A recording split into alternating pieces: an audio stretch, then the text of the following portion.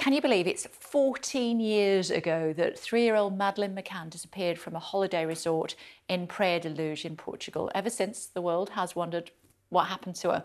And over the years, developments continue to happen in the case. One man that has been investigating it ever since she disappeared is Jon Clarke, and he joins us now. Hello to you, Jon. Thanks for joining us on the programme. I know that you've written a book, My Search for Madeleine. You were one of the first journalists on the scene at the time. Do you think, first of all, that she might still be alive? Morning, Kay. It's nice to see you again. I would say there's a chance that she's still alive. And I know the Germans have called this a murder inquiry, but I'm going to stick with Operation Grange and say it's a missing persons inquiry still. OK. Take us back to 2007. Well, I got a very early call at goodness knows what time, probably around 6:30 in Spain, and that would have been about 5:30 in Portugal. And I, as it, often the way, jump in the car very quickly and just got on the road.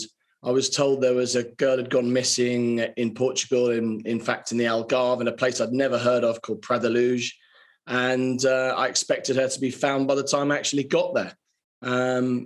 Obviously, as you know, that hasn't happened. But when I first got there, it was quite clear that it was fairly haphazard, the search operation. And I think you've seen a photograph there that I took of the very flimsy, not this one you're looking at now, but another one of the gate. I was able to walk up the steps and actually pop in and even introduce myself, that's the one, to the family.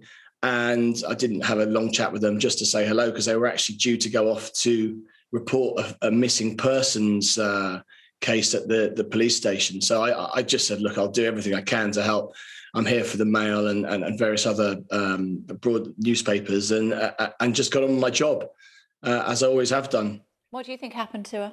Well, I think it's fairly apparent, and I've always thought this from the beginning. It looked very much like a snatch from either a loan or a paedophile gang to order that had been studying the apartment. I think, having looked at this case now for 14 years, as you say, it looks to me like there were people watching the apartment and monitoring her when she was there. I think in my book, I point out two blonde-haired guys who were seen literally an hour or two before she went missing on a balcony below or nearby, very near the apartment. And nobody's ever come forward and worked out who these two men were. They were seen by various people.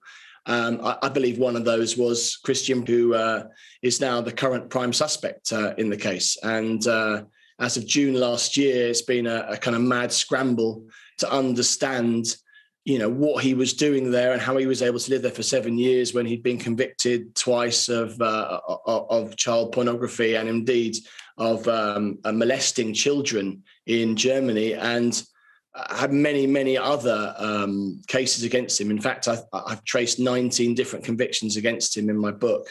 And he was able to live for 7 years in Praia de Luz, just less than a kilometre from the Ocean Club. Somehow the police didn't think he would be of interest to arrest and question. Of course, he denies the allegations, presently in prison for other offences in Germany. Do you think we'll ever discover what happened to her? I strongly believe that the German police have a very good case against Christian B, how you want to call him.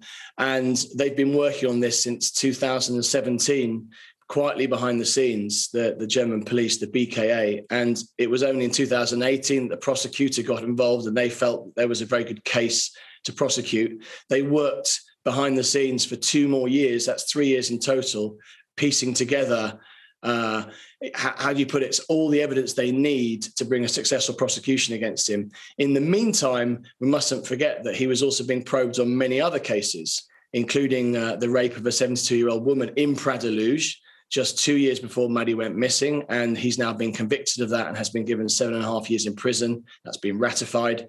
He won't get out for 4 years. So the police have plenty of time to further probe him on other cases. There's been a horrible rape of Hazel Behan that you spoke to exclusively at Sky News, Irish girl in 2004, very near, same police force, the same PJ department in Portimao that investigated, and they've never solved the case. We're going to have to leave it there, but it's always great to talk to you, Jon. Thanks for taking the time this morning. Good luck with the book. Thank you.